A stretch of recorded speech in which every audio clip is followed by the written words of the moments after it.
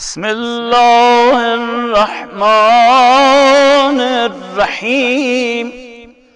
اللهم قوني فيه على إقامة أمرك، وارزقني فيه حلاوة ذكرك، وأوزعني فيه لأداء شكرك بكرمك، واحفظني فيه بحفظك وسترك يا أبصر الناظرين.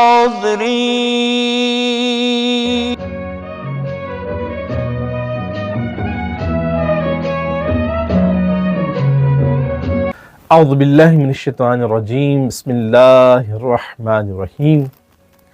چوتھے روزے کی دعا کی تلاوت سننے کی سعادت ہم نے حاصل کی. اس دعا میں روح کی قوت کی طرف اشارہ کیا جا رہا ہے. اللہم فیہ علی اقامت امرک. اے پروردگارہ مجھے اپنی اطاعت کرنے کی قوت عطا فرما. پروردگارہ مجھے اپنی عبادت کرنے کی قوت عطا فرما. یہاں قوت سے مراد جسمانی بدنی قوت نہیں ہے، یہاں قوت سے مراد روحی قوت ہے. ہو سکتا ہے کہ ایک معاشرے میں ایک بوڑھا شخص نماز شب پڑھتا ہو، کھڑے ہو کر قرآن پاک کی تلاوت کرتا ہو، مناجات، دعائے کمیل، دعائے توسل، حدیث کیسا کی تلاوت کرتا ہو، لیکن ہو سکتا ہے کہ ایک تندرست جوان، ہٹا کٹا جوان 2 رکعت نماز فجر نہ پڑھتا ہو.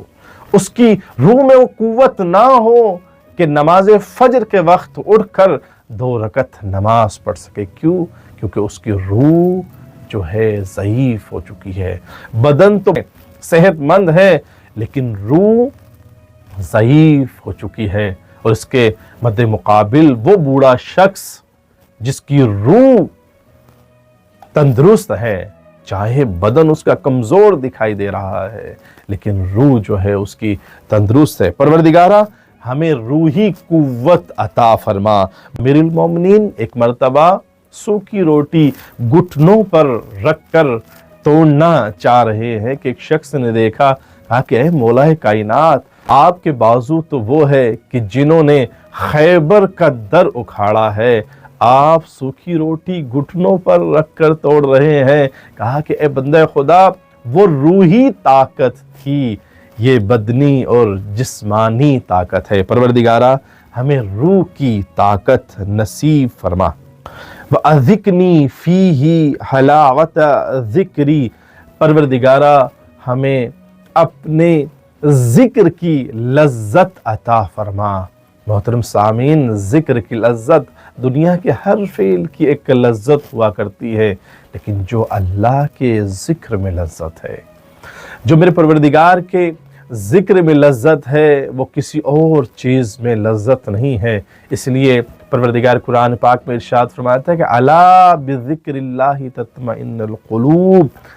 اللہ کے ذکر سے دلوں کو اطمینان حاصل ہوتا ہے. دنیا کی کوئی چیز ایسی نہیں ہے کہ جو اس دل کو مطمئن کر سکے، اس دل کو سکون دے سکے سوائے اللہ کے ذکر کے. پروردگارہ ہمیں وہ ذکر عطا فرما، وہ ذکر عطا فرما. پروردگارہ ہمیں اس ذکر کی لذت عطا فرما. وَأَوْزِعْنِي فِيهِ لِأَدَاءِ شُكْرِكَ بِكَرَمِكَ. پروردگارہ ہمیں شکر کرنے کی توفیق عنایت فرما. جو نعمات تو نے ہمیں میسر کی ہیں، ان نعمات پر ہمیں شکر کرنے کی توفیق عنایت فرما. شکر سے قطعاً یہ مراد نہیں ہے کہ ایک انسان شکرن لکلکائے زبانی کرتا رہے.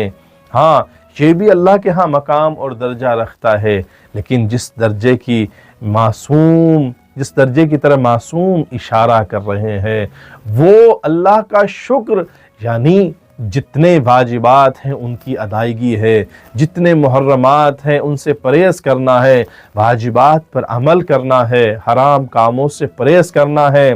محترم سامعین، آنکھوں کا شکر یہ ہے کہ یہ آنکھیں غیر محرم کی طرف نہ اٹھے، یہ آنکھوں کا شکر ہے۔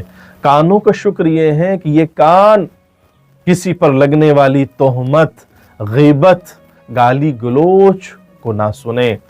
اور زبان کا شکر یہ ہے کہ اس زبان سے اللہ کا ذکر کیا جائے، اس زبان سے کسی کی غیبت نہ کی جائے، اس زبان سے وہ الفاظ ادا نہ کیے جائیں کہ ہمارے دوسرے بھائی کی دل آزاری ہو، کہ یہ زبان نہ کھلے کسی پر تہمت لگانے کے لیے، گالی کے لیے، بلکہ یہ زبان جب بھی کھلے اللہ کے ذکر کے لیے کھلے، دوسروں کی بھلائی کے لیے کھلے۔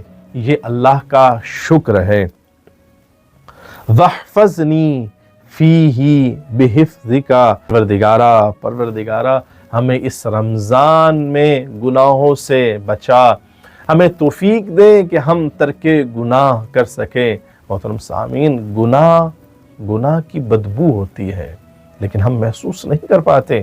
عرفاء، اولیاء اللہ، انبیاء کرام، ائمہ طاہرین علیہم السلام گناہوں کی بدبو کو محسوس کرتے تھے۔ ایمان کی خوشبو ہوتی ہے، ایمان کی خوشبو کو محسوس کرتے تھے۔ ایک مرتبہ حضرت اویس کرنی رسول خدا سے ملاقات کے لیے ان کے گھر تشریف لائے، پتہ چلا کہ رسول مدینے میں نہیں ہے، واپس چلے گئے کیونکہ ان کی والدہ نے کہا تھا کہ اویس میں ضعیفہ ہوں، اویس مدینے میں رات نہ گزارنا۔ اپنی والدہ کی خدمت کرنے کے لیے، اپنی والدہ کی خدمت کے لیے واپس چلے گئے۔ جب رسول خدا اگلے دن مدینے تشریف لائے، گھر میں آئے تو کہا مجھے اویس کرنی کی خوشبو محسوس ہو رہی ہے۔ اویس کرنی کی در حقیقت وہ اویس کرنی کی ایمان کی خوشبو محسوس ہو رہی تھی۔ پروردگارہ ہمیں شکر کرنے کی توفیق عنایت فرما، وہ قوت، وہ روحی قوت عنایت فرما کہ جس سے ہم تیرا ذکر کر سکے، جس کی بدولت ہم تیری اطاعت کر سکے۔ وما علینا الا البلاغ المبین۔ والسلام علیکم ورحمۃ اللہ وبرکاتہ۔